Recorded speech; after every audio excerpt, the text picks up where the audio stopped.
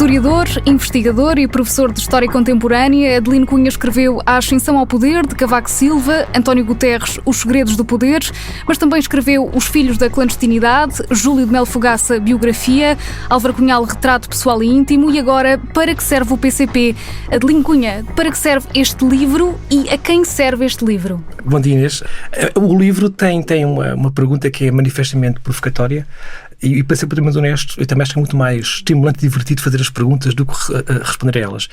E eu esta manhã, antes de vir aqui para a TSF, perguntei ao ChatGPT o que é que era e para que é que servia o Partido Comunista Português e deu uma resposta tradicional do que é aquilo que é o Partido Comunista Português. E este livro parte do ponto contrário, ou seja, tem muito a ver com a guerra na Rússia, uma parte desta curiosidade, a dificuldade que o PCP teve no fundo em interpretar aquilo que estava a passar.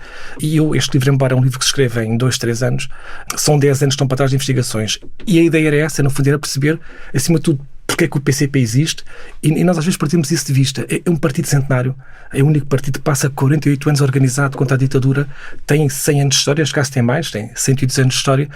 Eu tive essa curiosidade, no fundo, de perceber como é que o PCP surge, e o ponto de partida é esse, tentando depois, enfim, arriscando um pouco também, admito eu, a extrapolar alguns daqueles são os desafios que o PCP tem hoje em dia, desafios contemporâneos.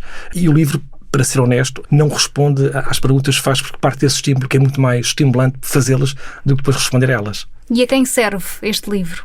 A quem serve? Eu espero que sirva, em primeiro lugar, que sirva para o debate, para quem são os partidos políticos, e não só sobre o Partido Comunista Português, portanto, o debate sobre os partidos políticos, sobre também as metanarrativas, ou seja, talvez eu possa responder de outra forma. Este livro parte de um contexto que me é muito caro, que é eu para o espaço público, e vejo uma coisificação generalizada. Eu não creio que as redes sociais tenham trazido mais pluralismo, não creio que sequer tenham trazido mais debate. O que eu vejo são redes fechadas em bolhas que olham para a realidade, fecham uma interpretação e depois usam a sua interpretação contra outras bolhas. E como é que um partido tem uma metanarrativa, que é o caso do PCP, ou seja, o PCP, que sendo marxista-leninista, tem uma ideologia que permite interpretar o mundo e também dar um rumo, um sentido histórico. Como é que um partido que sabe, no fundo, para onde é que a história vai, não é? Pode combater esta coisificação? Portanto, parte também disto uma reflexão, que aliás é muito acurada num filósofo pelo qual tenho uma grande estima intelectual, o Daniel Innerarity, que ele também faz muitas destas reflexões. Eu tentei, no fundo, captar aquilo que é o mundo contemporâneo e o facto de ser professor e de conhecer, ter este estímulo permanentemente de novas gerações que me vão também estimulando, tentei, no fundo, articular isso, como é que pessoas de 19, 20, 21 anos entendem, no fundo, estes partidos políticos que são, de certa forma, até conservadores ideologicamente. O PCP já soprou as velas, como dizia, mais de uma centena de vezes, resistiu à ditadura do Estado Novo, ao impacto da queda do Muro de Berlim, ao colapso da União Soviética. No resumo do livro, o professor deixou uma pergunta: como é que o PCP sobrevive a isto tudo? O PCP é um sobrevivente ou é um resistente? Belíssima pergunta. Belíssima pergunta. Eu acho que as duas coisas, e estou a responder ao mesmo tempo que estou a pensar. As duas coisas. O PCP tem esta dificuldade que é, e eu tentei fazer essa análise no livro, tem aqui talvez 5 características que marcam a sua fundação. O facto do marxismo ter entrado em Portugal pela via intelectual, depois o PCP ter nascido onde estavam os operários, que era um movimento sindical, e o PCP nasce no anarcossindicalismo. Aliás, é o único partido europeu que nasce no anarcossindicalismo. Todos os outros nascem de rupturas do Partido Socialista, mas que o Partido Socialista era demasiado fraco e sem influência no movimento operário. Depois o PCP nasce com esta curiosidade. Nasce como uma necessidade histórica, ou seja, o PCP, antes de existir, já sentia essa necessidade de existir.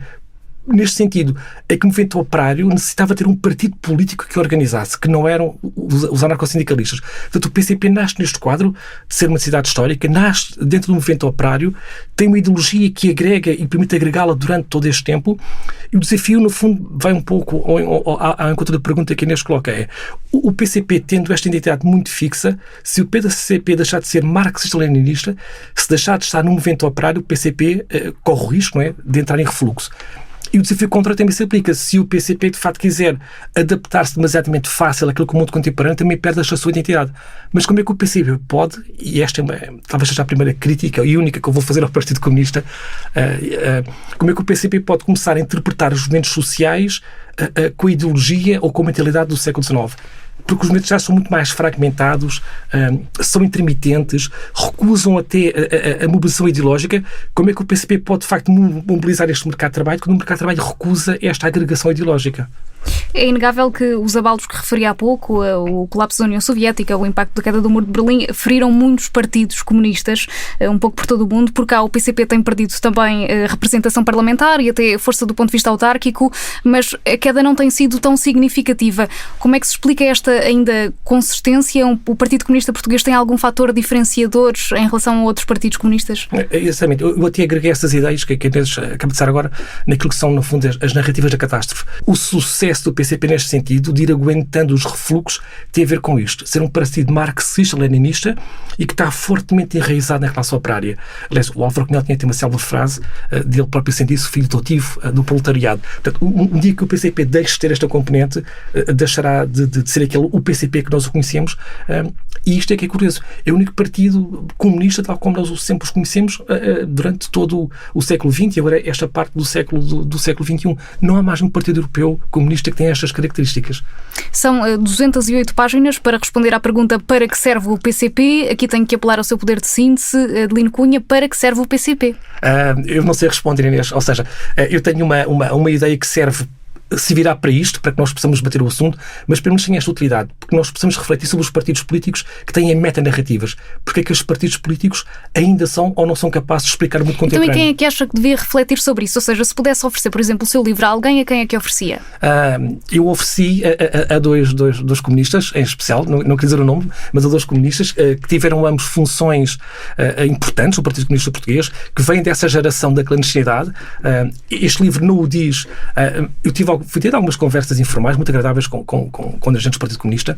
Não sei se eu posso ter isto, mas eu tenho 52 anos, portanto não sou comunista, nem sou anticomunista e já não corro o risco de vir a ser nem uma coisa nem outra. Mas tive esta liberdade de ir falando com essas pessoas e o livro parte muito disto, não é? É uma reflexão, no fundo, sobre o mundo contemporâneo, ancorado muito neste mundo, diria eu, mais antigo da geração da clandestinidade. Gostaram do livro? Ainda não me responderam.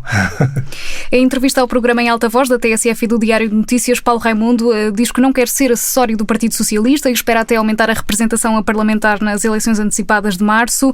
Os anos da geringonça desfiguraram um bocadinho o significado do PCP politicamente. O PCP serve para uma coisa diferente agora? A pergunta é pertinente. Ou seja, em termos de identidade, o PCP não se deu naquilo que era essencial, que era o seu programa político, que era a sua própria identidade histórica e centenária. O PCP viu-se, isto visto retrospectivamente é muito fácil, não é? Aliás, os historiadores soviéticos diziam uma piada sobre si próprios que eram especialistas a prever o passado. Eu também sinto um bocadinho nesse conforto de prever o passado que foi a geringonça. O PCP teve que ceder, neste sentido, em que teve que viabilizar um governo do Partido Socialista. Creio eu que na convicção de que seria melhor tentar influenciar no Partido Socialista do que deixar que a direita governasse. Pagou caro esse preço, literalmente, o PCP pagou esse preço caro. Acho que também aprendeu um pouco com essa experiência do passado, mas o PCP terá sempre este dilema. Como é que o PCP pode, no fundo, influenciar as políticas do governo, e é para isso que os partidos políticos servem, para governar, para tomar decisões concretas, em refluxo eleitoral. Portanto, este diálogo entre aquilo que é a intermediação entre a rua, os sindicatos e o Parlamento, e aquilo que é a força que de facto o partido tem, poderá provocar, diria eu que até previsivelmente, dificuldades na gestão disto. As convicções do partido, o seu programa, com aquilo que são as necessidades, diria eu, do cumprimento da legislatura democrática. Adelino Cunha e o novo livro Para que serve o PCP? O autor ofereceu o livro aos comunistas, já ofereceu a 2, mas está ao alcance de todos nas livrarias e online.